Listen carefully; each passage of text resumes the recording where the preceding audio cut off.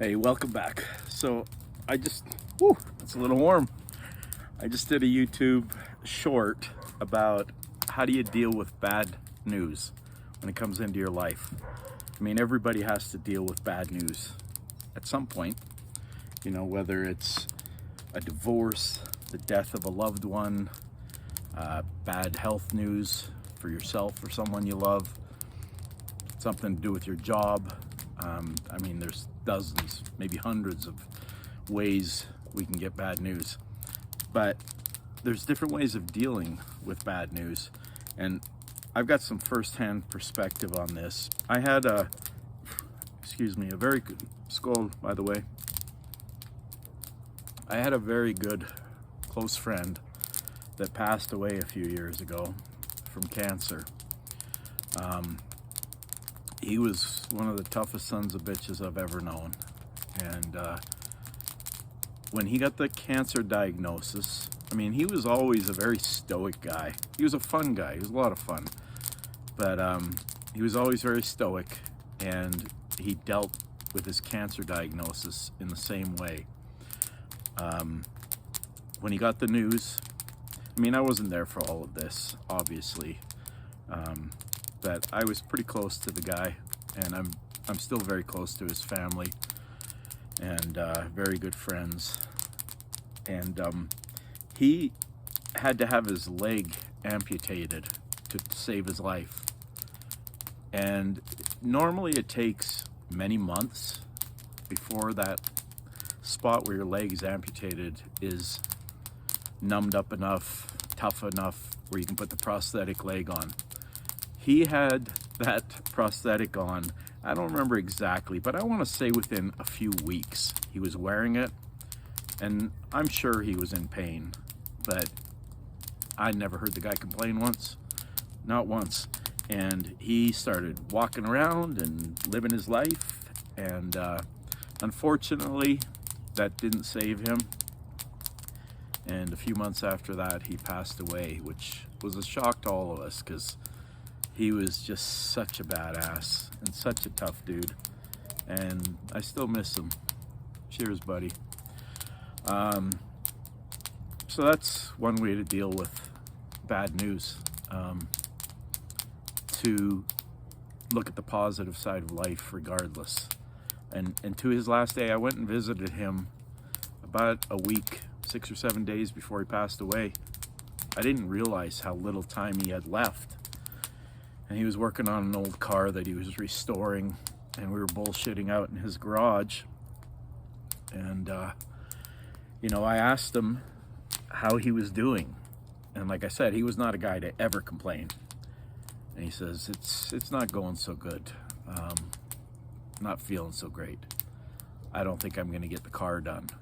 And it did not register in my head, but he was telling me right then, hey, I don't have much time left.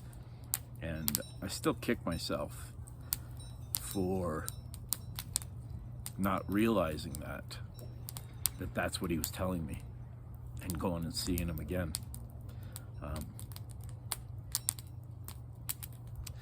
Anyway, that's a way to deal with it.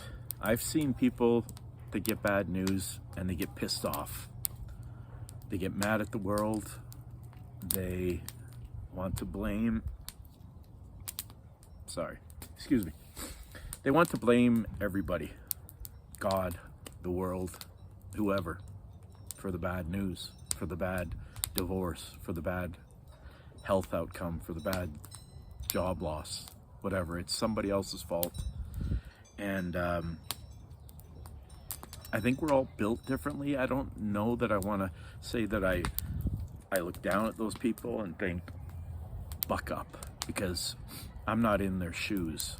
I've had bad things happen to me in my life. I went through a really hard divorce about 30 years ago when my oldest daughter was only 3-4 years old at the time, and it was rough. And anybody that's watched any of my videos, by the way, if you're watching my videos and you dig them and it gives you some entertainment or some insight, give me a thumbs up and subscribe. I appreciate it. But if you're not into it, that's cool too. you know, just watch the video and enjoy. That's all good. Anyway, I went through that divorce, and it was really tough. I had been kind of like a Mr. Mom for about a year to my daughter, so I was with her all the time, and I was upset that my wife was leaving me. Don't get me wrong, but that wasn't what I was most upset about. I was most upset that all of a sudden I was not with my little girl 24 hours a day, which was what I was. And I did not like being Mr. Mom. I did not. I'm a guy that's out. When I'm on the road, I work 70 to 80 hours a week. I mean, I just go. So sitting at home, you know, I don't want to sound sexist, but I didn't feel like a man. I felt like, what am I doing here? I mean, I had my job, and my ex-wife, bless her heart, we're still good friends. She worked her ass off. I did some work too. I worked part-time, and I took care of our daughter. But once we got divorced, I went back to, hey, I got to be who I am, and I really got my company going, and I've been running that now for over 30 years. So I try to think back on how did I deal with that really bad news. I actually got the phone call. We were living in Colorado at the time, just outside Denver, and I was working in California, and she called me at my hotel in California and told me she wanted a divorce. That's rough. I was on the road by myself, and I get told, hey, our marriage is over. It actually dragged out for a couple more years after that. I kind of wish we would have just ended it sooner, but I do not have any regrets that I was in that marriage. I don't think either one of us ever thought, hey, this is the person I should be with. But we got our daughter from that, and we have 3 beautiful granddaughters from her. So it's all blessings. I have no regrets on that. My ex-wife is a cool person. I like her. I think she likes me.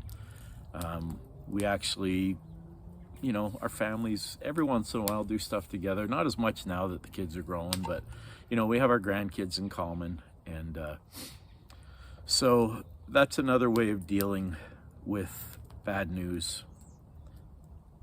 Actually, I didn't really deal with it being pissed. I think I took it the best I could, and I tried to put my best foot forward. I was not pissed. I have had friends that have gotten bad news, and I had a friend who, actually, I don't want to get too personal here because I don't want to call anybody out, but I've seen the person that gets pissed and just has a hard time moving forward. And I know examples of that, but I'm not going to say them here because I really don't want to call anybody out. Skål. The other way is to just ignore it. Hey, nothing's happening. You got the doctor called and told you, hey, your heart is failing you. You need a liver transplant. Your kidneys are failing. La. I don't want to know it. I don't want to hear about it. I've known people that do that too. In fact, I did have a friend that kind of ignored things and didn't go well. So hopefully that gives you some sort of insight. I'm not trying to be preachy here. I'm not trying to be Mr. Know-It-All, because I certainly am not Mr. Know-It-All. I try to plug through life. I try to be happy and positive. I'm blessed. I'm very blessed with a beautiful home, beautiful family, kids, wife. I mean, I got remarried almost 30 years ago now, and couldn't be happier. And I've got a good job. Don't like being on the road, but we're working on that. My last video was about manifestation, and we're working on that. And trying to get off the road and kind of be back in Utah working. Whew, that's getting smoky. Somebody throw another log on that fire, would you? Anyway, just a little bit of perspective on life and how to deal with bad news. And I think we're all kind of, it's in our DNA, maybe.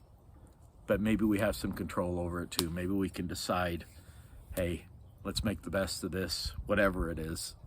I hope everything's going great for all of you out there. Like I said, if you dig the videos, give me a thumbs up and a subscription. I appreciate it. And I'll keep putting these out there. This is kind of like a video diary for me. And I like talking. I'm a very social guy. Most of the times on a Friday or Saturday night, we're hanging out with friends. And we're going to a big bonfire tomorrow night. But tonight, I got all these trees I cut down that I got to burn. So I'm working on that, and I'm slowly working through that, having a few drinks, and just chillaxing by myself. I just got home from a long road trip, 22 days, 4,400 miles. Drove all the way to Alabama and back, and so it's nice to be home. So enjoy what you have. Feel blessed for what you have. Try to look at the positive, and just keep plugging along. Peace, love.